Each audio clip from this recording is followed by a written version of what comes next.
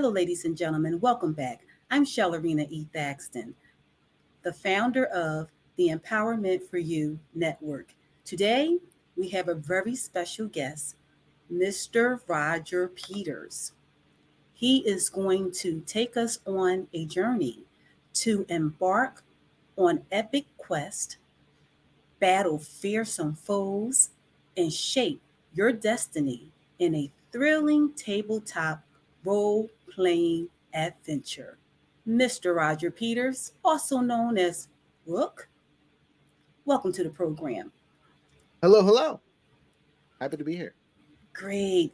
Can you tell us about Epic Sages? So, Epic Sages is a TTRPG hosting site, which is a tabletop role playing game. Uh, it's the umbrella term for any time you sit down at a table and roll dice together with your friends. For us as a business, we're the people that do all the heavy lifting, quote unquote, in the background and run the games themselves. We also teach people how to do improve their own style, so they don't necessarily have to have us run games. They can just ask for advice or how to do things or how to build stories. We help writers do writer's block, things like that. We also teach people how to run and play these games from knowing literally nothing to veteran experienced players that want to learn a new system or want to learn something that they haven't done before, things like that. And then eventually, we have them come in and they become part of our team and they do games and stories and things like that for us. We also have a variety of little merchandisey things like dice and everything we like to say nerd adjacent, lots of 3D printing stuff, so miniatures and things like that. We're relatively new. We just had our second birthday not that long ago, but we're rocking and rolling. We're based out of Alaska, but we are worldwide, nationwide, however you want to think it. My business partner is actually in Arkansas, so if you happen to be in Arkansas, you can go hang out with us in person. If you're up here in Alaska with me, you can hang out with me. Either way is good with us. But our speciality or whatever is being able to get people from anywhere in the nation and get them to play together. So if you want to play with your cousin, grandma, aunt, whoever that's 4 states away, as long as you guys can agree on a time, we can get you to play together in a relatively tech simple play style. Is this a part of gaming? So not traditionally video gaming. This is more like video games mother. It's where all the nerdom kind of started. You know what I mean? You go back to early '70s with Gary Gygax and whatnot, and D&D, and even before then, and a little bit after then. These kind of games were the ones that you always get joked about, like the nerds in the basement with their hoods up, playing their various characters and things. So yes, it's gaming, but it is the most traditional sense. It's been around for a very long time. You said that it's the mother of gaming. Is that where the TTRPG will come into play? Well, so the RPG is just role playing game, which signifies that you're taking a character and acting out however it is. In our case, it's in person or via computer, whatever. And the TT is just tabletop. I mean, you're rolling dice on a table and running little figurines around the screen, that kind of thing. It's very interesting. Yeah, for those that have watched Stranger Things, they play D&D in the first season. That's a TTRPG. It's one of the bigger popular ones that lots of people know. Okay. Wow. So there is a world of gaming that I need to learn about. It's full of wonderful people, that's for sure. And normally, how would a person log in into the games? So it's not necessarily a login. It's more like a meetup is a more appropriate thing. If you're going through our company, we can customize it to anywhere you have a video screen. We can meet you at that place and with your group and so on and so forth. We like to run through Discord because it's a great communications app that has basically everything you need to run stuff. Um, but yeah, there's not really anything you need to log into, and that's the beauty of our business compared to other stuff. Because there's plenty of other online stuff that is listed as virtual tabletops or VTTs, and we stick away from those just because they can be complicated and not necessarily friendly for everyone who's not necessarily terminally online. So the way we do it feels much more like you are sitting at a table because we have a camera that has a top-down view of a map, and we're the ones moving the figurines around. Our catchphrase is "We control the board and you control the action." And that's the truest sense that we can tell you about how we play our games. You literally sit down at a table like you would at someone's house and play the games as you would normally. Very interesting. This is something that I really need to look more into. So, when you work with your clients, when you go to their homes and set up the games, can a client request a customized game? Yes. So one of our again back to our sticks as a company is we like to build stuff from the ground up. So everything that we build for you as a family or a group is all for you. We can run modules, which are like the official storylines that various TTRPGs have. But we like to build stuff from custom. So everything's built for you. It's up to your specifications. We tweak things as needed. There's no real expectations going into the stories because they're unique and fresh every time you play. I like that. So, it's a very low percentage that individuals will get bored because every time it's a new game. Correct. At least through our system. And I mean, anytime you play any TTRPG, it's going to be different because a lot of it is dice rolls and determine it that way. So, and call it the luck of fate or whatever you want when you're rolling the dice. Sometimes it goes really good, sometimes it goes really bad. So even if you're playing those modules that you've played 100 times or whatever, they could be different every single time. So yes, every single game can be unique, and it's lots and lots of fun. We like to call it an addiction. Once you start rolling, you can't stop. Okay. So, it's actual physical dice that people are rolling. Yes, they can be. There's That's also digital dice that you could use, okay. but I personally encourage using real dice. A, because we sell them, and B, because there's something more fun about that. When you have your own set of dice and you're rolling in front of you, it's just a lot more fun. Okay. So, the whole experience is a virtual experience plus a physical experience. It can be. It can be a little bit of both or a little bit of nothing. It really just depends on where you are at and what you can do as a group. Sometimes some people will only have the digital side of things, and other people will have the physical because they'll be meeting in person. We try to meet people wherever they're at in the road to make it most convenient for our clients. So if you want us to be in person and we are close enough to be in person, we'll be there in person. If you are, again, spread out across the country and in 4 different states, we got you covered that way too. And you can still roll dice. Just because you're on a computer screen does not negate the fact that you still get to play with your, as they say, clicky clack rocks to have your fun. I tell you, I need to really learn more about this because the more you're talking, the more interested I'm I'm in learning more about it. And I think I need to go and check out some videos to give me a better understanding of what it looks like. So we actually have what we call display games on our YouTube channel. You Okay. can find us at Epic Sages on YouTube. We're usually in the first couple results at the worst.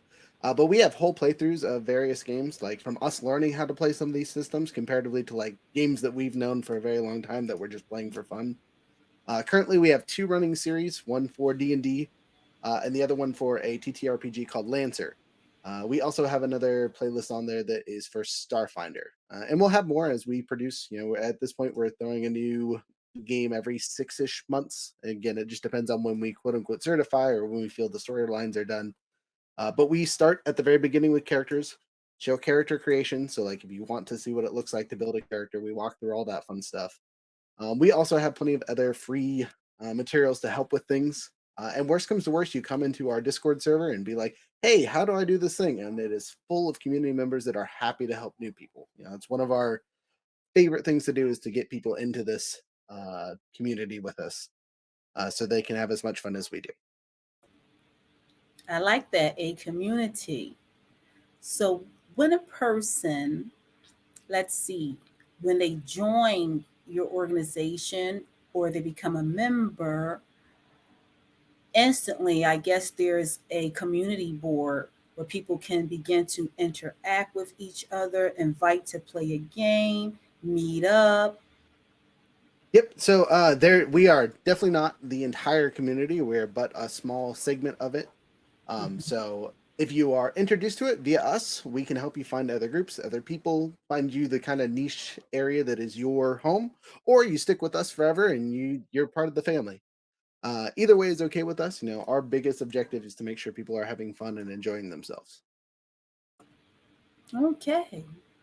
And for that reason, is that the reason why you started Epic Sages?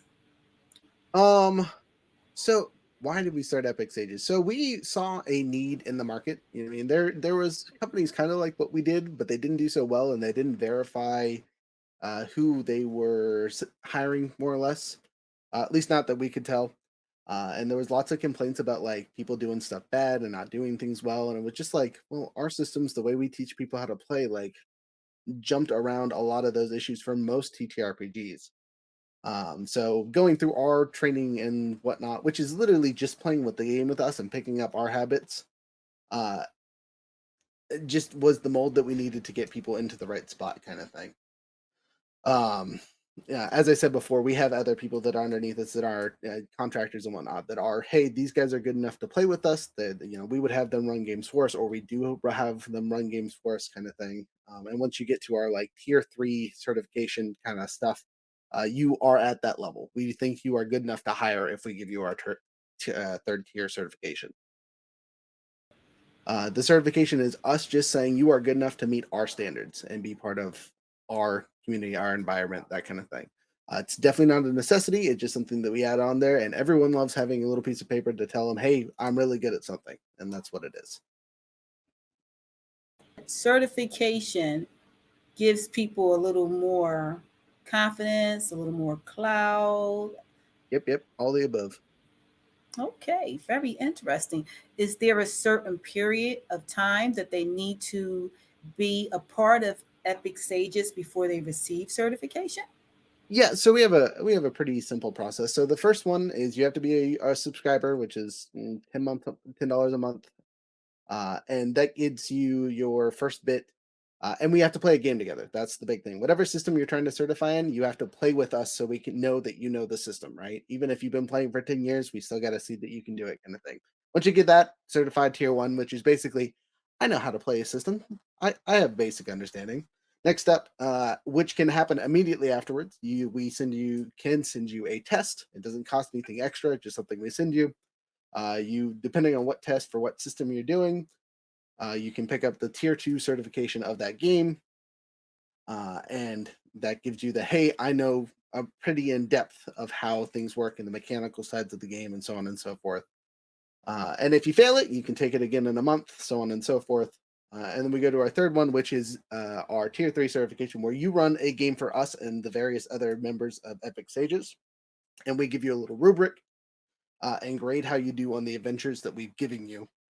Um, they are relatively free flowing, so we really get to see how you as a DM tell the stories that we want you to tell, and how you deal with negative and positive interactions with quote unquote customers, which are just other epic sages or hero helpers, as we call them, that are there pretending to act like a customer or player. What is the age group of most people who join Epic Sages? So, as a GMDM, it ranges anywhere from like 18 plus. There's not really a restriction for who can join. We don't hire minors at this point just because legal reasons. But anyone that's 18 or older, we welcome to try and do things with. But we will play with people that are under 18. Our big exception to that rule is like they have to have a parent with them, so on and so forth. Senior citizens as well? Easy peasy lemon squeezy, as long as they have the heart to tell stories and can tell stories for a couple hours at a time, they're good to go. Hmm. And where are these stories told? On what platform? So again, we fit it to wherever the clients need it to be. Again, it could be in person. We tend to do through Discord because that's the where we've set up the most infrastructure. But if you wanted to be on Zoom or Google Meet or Teams, anything like that, as long as there's some kind of video thing, we can do it. We can also do stuff via text. We've tested that out and it works okay, but the amount of effort it requires comparatively to the other ones is just, again, a little bit higher on the tech end slash commitment for time. Because You're sitting down for 4 hours to play these games at times, and it is quite an investment. Now, imagine having to type everything out that you're saying. It's quite a bit longer, and you get quite a bit less done. So we prefer to have some kind of video or at least audio, so you can play stuff. As long as you can see us and we can hear you, life's good. Tell us, how was Epic Sages an inspiration to your users or your players? So, via our various social medias and things, and our podcast, we come up with all kinds of scenarios or ideas, and kind of share them that way, so people can be inspired. My silly TikTok at Rook Talk is a personal one that I also attach to the business, and we ask all kinds of silly DM questions on there that are, "What would this happen?" And then we go through an explanation, and we'll see what we think, and have other people reply, and so on and so forth. Our podcast is basically a morning talk show with as many people that want to show up. They go around and chitter chat. We do that once every couple weeks on Friday, and it's more of a roundtable kind of thing. And then obviously our playing the game itself, right? We hope to inspire people with the stories we tell that we share with others. Whenever we get fan art or things like that, it blows our mind, and we're just super excited to see it, kind of thing. Uh, and we love that kind of stuff. So As we close, can you give us an example of one of the storytelling stories? Oh, okay. So I can tell you about sorry, trying to think of the right word. Our mascot, Squawk. Squawk is a seagull dressed in armor. And way back when one of the first few groups that we were playing with decided to play through, they were on a boat sailing across the ocean, and they had just finished fighting a monster. And there were vitra and guts and blood and all that fun stuff strewn about the deck, and there was a whole bunch of seagulls. And for some reason, one of our characters, our warlock, decided that that seagull was going to be his best friend. He captured the seagull and fed it continuously throughout the rest of the story. The seagull became a scout and followed the group party around for quite some time, just being their pet bird, more or less. After some time, we gave him some armor, and he kind of ran around, being our eye in the sky, which is honestly where we got our eye above the map camera idea for the business itself. And he is represented in that spot in our company. And his stories have just kind of continued and fed through various generations of the storytelling that we do. He appears somewhere in some way in basically every story we tell. So if you are a GM for us, you will be a storyteller.